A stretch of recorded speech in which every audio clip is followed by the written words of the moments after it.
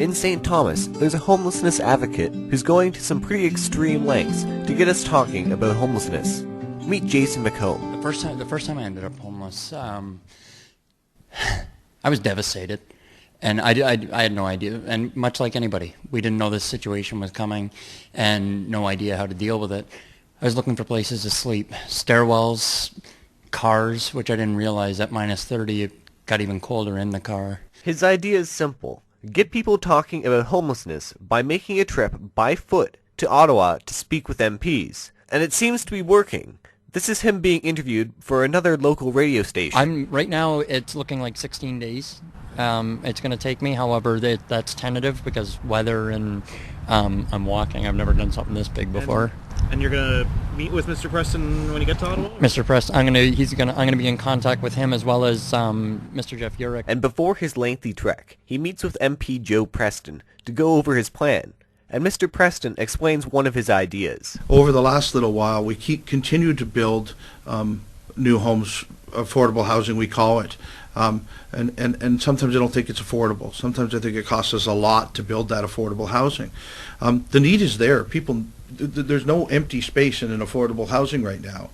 But so I'm often wondering whether spending, over $100,000, $150,000 a unit for affordable housing is better done with a voucher, given to someone to go into what might already be vacant in the community they're in. One of the things that Jason wants to stop happening is homeless being sent by cab to London, where resources are available.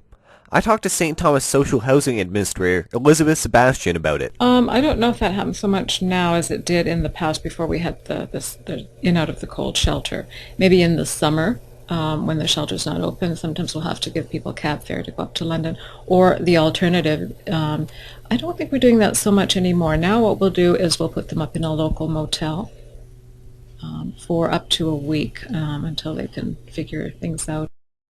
But back to his trip.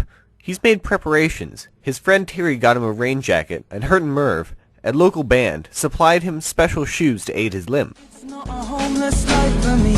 It's just I'm homeless and I'd like to be. I also spoke to Erin Woolley, who is heading up another type of program that is starting now in St. Thomas. What we're looking at doing in St. Thomas and Elgin County is starting our own Circles program where people build intentional relationships between people living in poverty and people living in middle class, volunteers from all walks of life, to make a commitment to help them with their life plan.